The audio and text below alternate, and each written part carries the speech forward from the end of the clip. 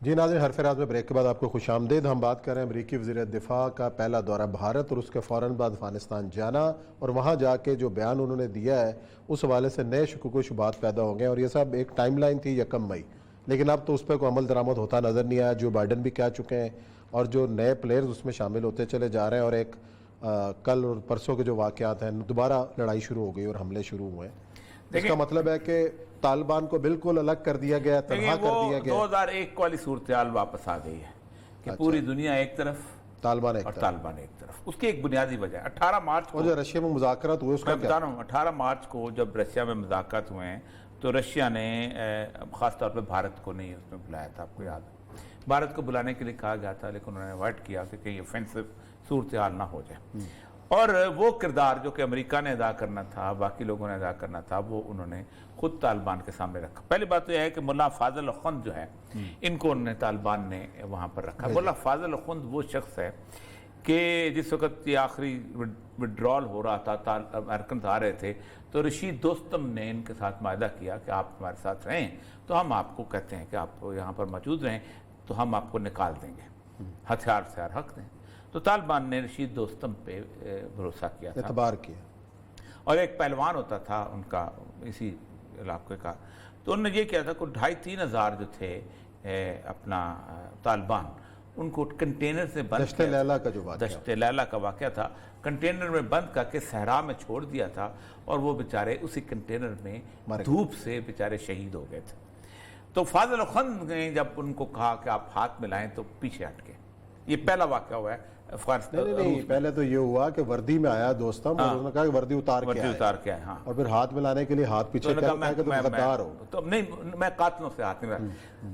تو ملا فاضل اخند نے یہ سب سے بڑی بات یہ تھی کہ یہ اس کو انہوں نے بھیجا تھا گوانتانامو بے، اور یہ 13 سال وہاں امریکہ کی قید میں رہ کے آئے تھے، یہ تو خاص بات ہے۔ ایک تو یہ ہوا، اس کے بعد اس کے سامنے انہوں نے جو بائیڈن کی گورنمنٹ کا وہ جو بنایا ہوا پرپوزل ہے جو میں نے یہاں ڈسکس کیا، وہ امریکی وزیر خارجہ کا جو، کیونکہ پوری دنیا یہ چاہتی ہے کہ طالبان بیشک اسلام نافذ کریں لیکن ہمارے فریم کے اندر نافذ کریں، ایک آئین بنائیں، اس آئین کے اندر دفعات نافذ کریں، اور ریپگننٹ ٹو دی فلاں فلاں کوئی قانون اسلام کے خلاف نہیں بنایا جائے گا۔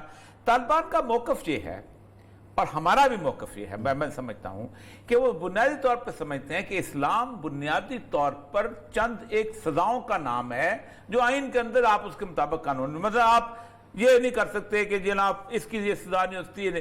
اسلام بنیادی طور پر ایک پورے پیکج کا نام ہے جو دین کو طالبان کہتے ہیں نافذ کرنے۔ ہم نظام تعلیم جو ہے وہ ہم اپنے حساب کا رکھیں گے، ہم نظام معیشت جو ہے اپنے حساب کا رکھیں گے، ہم اس کے بعد نظام معاشرت اپنے حساب کا رکھیں گے۔ یہ جو 4 چیزیں نا کہ نو لا، پاکستان میں بھی یہ فراڈ ہوا ہے نا کہ بنیادی طور پر کوئی قانون جو ہے وہ شریعت کے خلاف نہیں ہو سکتا، ٹھیک ہے، لیکن نظام تعلیم انگریز کا لے آئیں گے، ٹھیک ہے، کورٹس میں وہ اینگلو سیکسن لا کے ساتھ چلیں گی، پاکستان پینل کوڈ بھی چلے گا، پاکستان یہ سارے چلیں گے، ان کو یہ اسلام کے خلاف تو نہیں ہے نا جی بھائی، اسلام کے خلاف ہونا اور چیز ہے، اسلام کا طرز معاشرت۔ تو طالبان کہتے ہیں ہم نے جو کیا تھا وہ اس کے، اب اس وقت پوری دنیا پھر طالبان سے خلاف اکٹھی ہو گئے، روس ہو، چین ہو، امریکہ ہو، انڈیا ہو، ساتھ ساتھ قبلہ پاکستان بھی ہو۔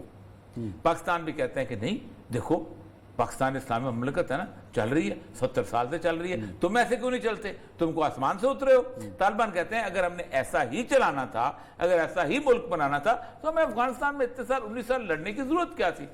دیکھیں مسئلہ ہے ابھی بھی افغانستان کا نام جو ہے وہ اسلامی امارات افغانستان ہے، بھی اسلامک ریپبلک آف افغانستان ہے، اور آج بھی وہاں قاضی بیٹھتا ہے، آج وہاں طالبان کہتے ہیں اسلام شریعت کے قوانین کے نفاذ کا نام نہیں ہے، اسلام پہلے اس معاشرت کا نام ہے جو کیسے ہو سکتا ہے کہ آپ زنا کی سزا تو رکھ دیں لیکن آپ معاشرے کے اندر آپ حجاب پیدا نہ کریں، آپ زنا کی سزا تو رکھ دیں لیکن آپ کے ہاں وہ ختم نہ ہو، اپنا جیسے کہتے ہیں کو ایجوکیشن ختم نہ ہو، آپ عورتوں کو مکمل طور پہ تحفظ میں، مردوں کو غزہ بسر کی صورتحال میں ٹریننگ نہ دیں، یہ کیسے ہو سکتا ہے؟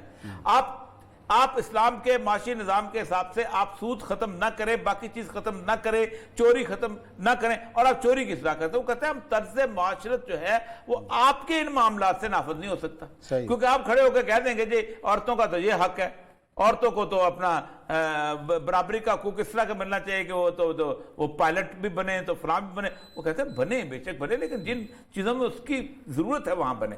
وہ جو آخری نیگوسیشن ہوئی تھی جب طالبان نے 1999 میں جب وہ وومن ڈے منایا تھا یونیورسٹی میں، تو بہت بڑا تو کابل یونیورسٹی میں تمام عورتیں، یہ لوگ کہتے ہیں لوگ کہ طالبان کے زمانے میں عورتوں کو تعلیم نہیں تھی، کوئی ایسی انسٹیٹیوشن نہیں تھا جو انہوں نے بند کیا. یہ معظم بیگ کی بیوی وہاں چلاتی تھی اور پڑھاتا ہے. تو اس نے کہا کہ آپ تو اتنے اچھی تعلیم دیتے ہیں عورتوں کو، تو آپ کیوں نہیں ہوتا ہے؟ اس نے کہا ہم تعلیم دینا چاہتے ہیں لیکن تمہاری طرح سے نہیں دینا چاہتے. تو اصل مسئلہ یہ ہے کہ اب طالبان جو ہیں وہ کہتے یہ ہیں کہ اس کا مطلب یہ ہے کہ ہمیں جہاد جو ہے اس کو جاری رکھنا چاہیے. اور ایک بات یاد رکھیں، نہ اللہ نے رسول اللہ صلی اللہ علیہ وسلم کی ڈیوٹی لگائی تھی، نہ کسی اور کی، اس دین کو غالب کرنے کی اور اس دین کو نافذ کرنے کی. یہ اللہ کا اپنا کام ہے، اسے نافذ کرنا ہے. کسی پیغمبر سے قیامت کے دن یہ نہیں پوچھا جائے گا کہ تم نے دین نافذ کیا تھا کہ نہیں. پوچھا جائے گا تم نے بات پہنچائی تھی. وما علینا الا البلاغ. اگر دین کو نافذ کرنے کی ذمہ داری ہوتی اور اس پہ پوچھ پرتیت ہوتی تو قیامت کے دن ہزاروں پیغمبر ایسے ہوں گے جن کے پیچھے ایک بھی امتی نہیں ہوگا، لیکن وہ کامیاب ہوں گے، وہ سرفراز ہوں گے. آج طالبان 2001 میں والی صورتحال میں آ گئے ہیں.